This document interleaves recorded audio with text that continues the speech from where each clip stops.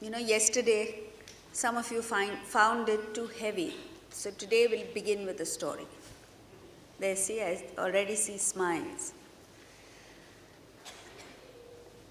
There was a man called Suresh, and he had worked hard and got the fruit of his labor. He'd bought a very fancy apartment on the 20th floor of a fancy building, and they had just done it up, got an interior designer to do it up and settled down. They moved into that apartment, and he was looking out of the window onto the sea and feeling good with himself, when a friend of his comes in and says, "Hey Suresh, I have some very bad news for you." So Suresh turns around and says, "Now what's happened?"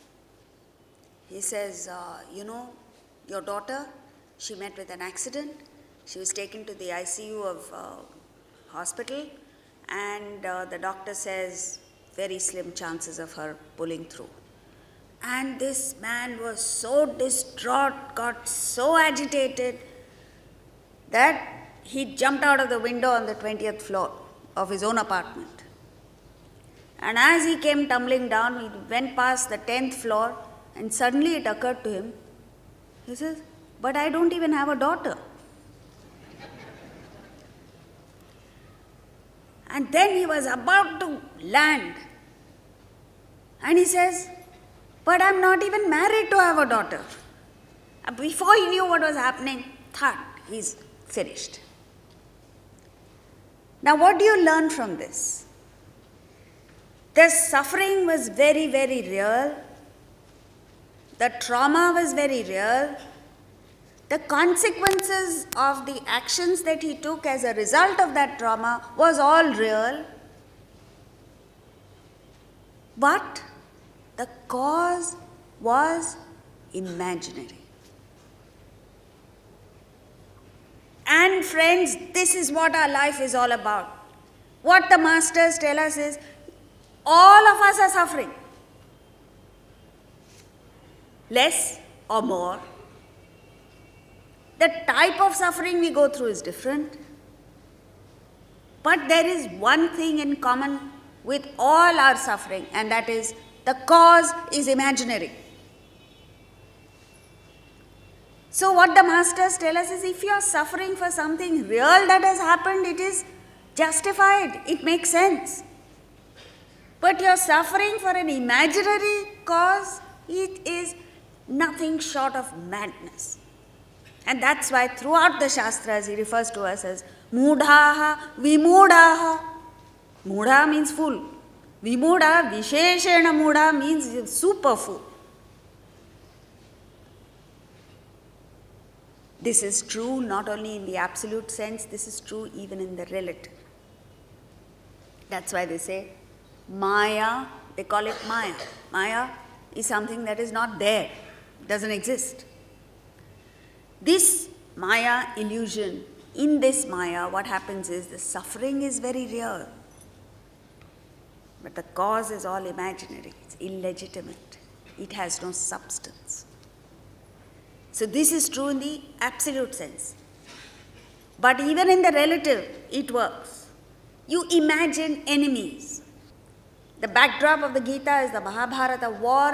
The whole war began because of Duryodhana imagining that the Pandavas were his enemies. Initially things were all right.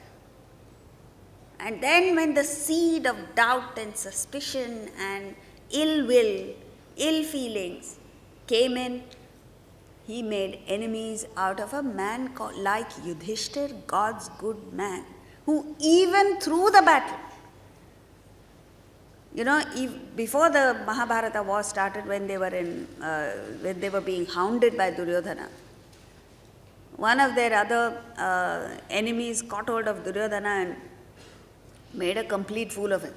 That is when Yudhishthir went and fought and said, "You cannot allow our own brother to be subjected to this." And he saved Duryodhana. "Come back to us. Take a fresh look at people you think are your enemies. And you'll find that you're wasting your entire life. It doesn't matter to the other person, but it destroys you. When you think of benefactors as enemies, and this is it. Every area of conflict, every source of irritation that you have, re-examine it. Look at it afresh. And root out this feeling of enmity. And you'll find that everything is all right.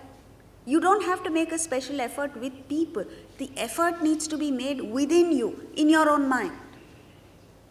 You imagine disease. The other day a lady came, all that she had was a blister in her mouth. It was fairly the rear of the mouth. And before she went and saw a doctor, she went to a dentist eventually. She was sitting there imagining, I think I've got cancer.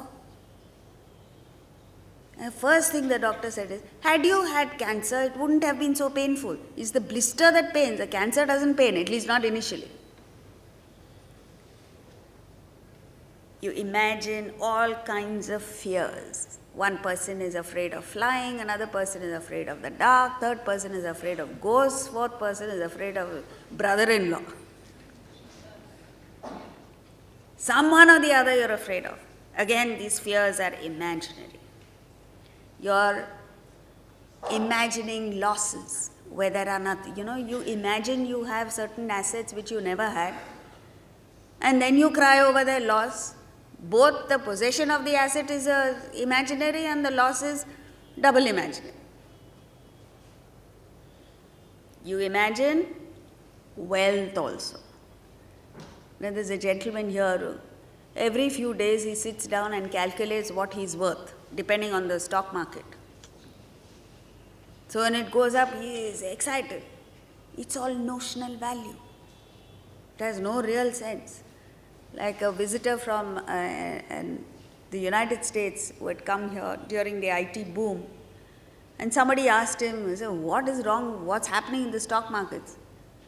He says, earlier it was isolated madness. One stock market went mad and the others were okay. Now it is called globalization of insanity. That's all that's happening. So imagine everything. And in the absolute sense, they say we go through 3 states of consciousness: waking, dream, and deep sleep. What is interesting is, now that we are awake, we swear by the reality of the waking state and negate the reality of the dream and the deep sleep. So if somebody were to come and say, yesterday you said you dreamt this or that, it's only a dream, it's nothing. But what you don't understand is, when you go through the dream, you do exactly the same thing with the waking state. You negate the reality of the waking state and assert the reality of the dream. And in the deep sleep, you go through the reality of nothingness. When you're in any given state, that is real to you, everything else is unreal. What the scriptures tell us, what the masters tell us, is that this waking state is as real or unreal as the dream state that you've just negated. This is a thought that every one of us must reflect over, think over. This is not to be taught, it's something to be contemplated upon. And when you contemplate upon it, you begin to doubt your own conviction that this is real. And that's what happened to King Janaka. Janaka was a Raja Rishi, he was a king sage.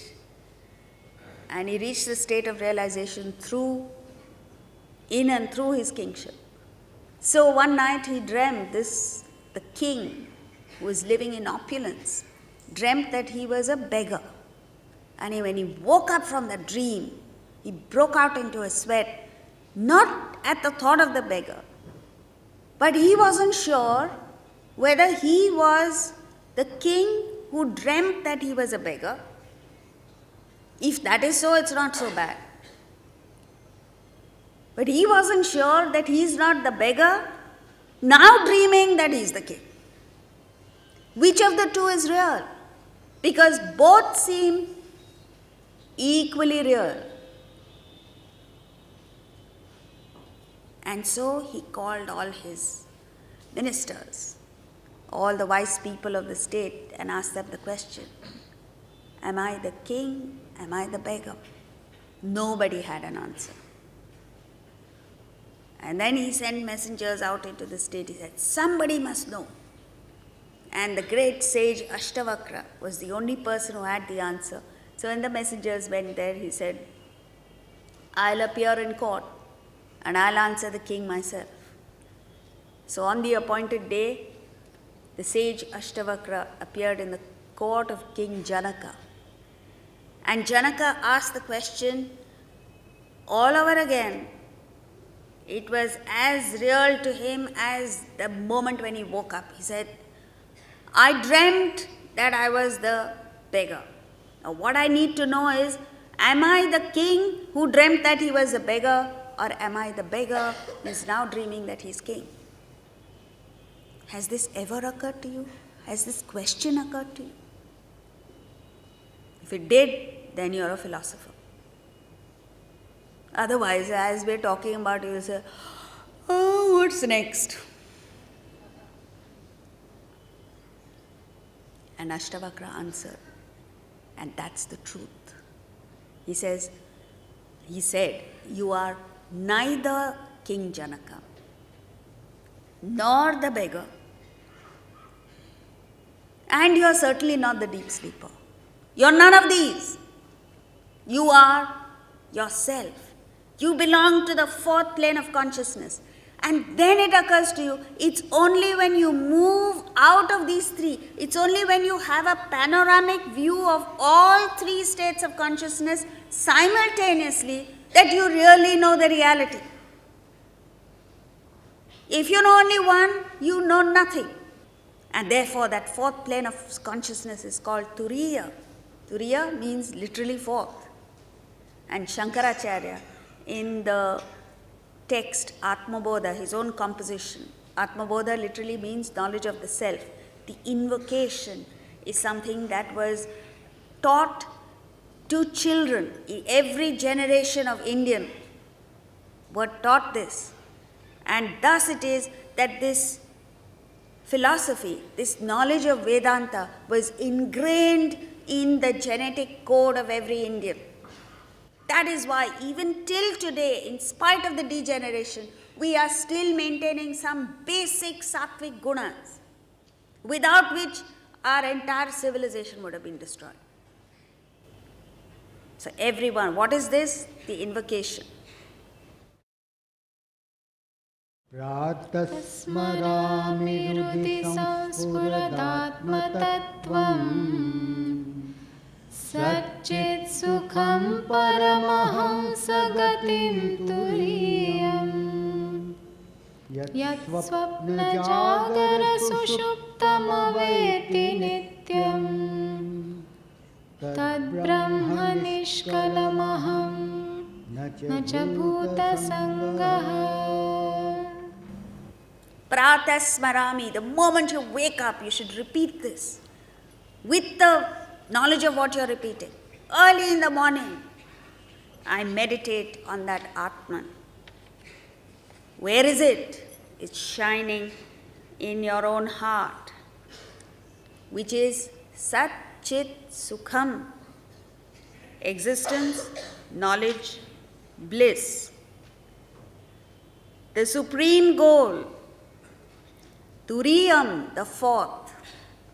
Then he says, Yat swapna jagara sushuptam aveti nityam. That which is constantly recognizing, aware of the three states of consciousness. Swapna, jagara, sushupta. Dream, waking and sleep. Tat brahma nishkalamaham. That indivisible Brahman am I. Nacha bhuta sangha, not this assemblage of elements. Even if you are nowhere near Atman Brahman, you say this with feeling, your hair will stand on it. And every morning you say this to yourself, your day will go well. Why will your day go well? Not because people are good to you, because you are objective. So the first thing that this knowledge of Vedanta does is, as the Gita says it elsewhere, dukkha sanyoga viyoga. This infatuation, all of us have fallen in love with dukkha. Is union with dukkha, with sorrow. That gets broken. First thing that happens is that. So all the sorrow, all the misery that you're going through, you will get freedom from that first. And then the next step is sarva dvareshu dehesmin prakasha upajayate. Prakash is light. This light of Atman then shines forth through every aspect of our personality, every interaction we have with the world. That is why a spiritually enlightened soul has that tejas, this brilliance, which even the dumbest goat can understand. They say in the scriptures, in Vishwamitra's ashram, even wild animals got tamed and came to him. That's the power of Atman. Now don't go to a zoo, they're expecting lions and tigers to come to you, please. Don't take it literally. Means that. And so, that is why this dukkha sanyoga viyoga is very, very real.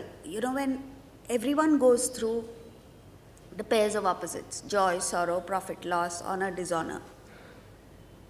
But it's when you hang on to it, you refuse to let go of it, refuse to move on, that it creates a problem.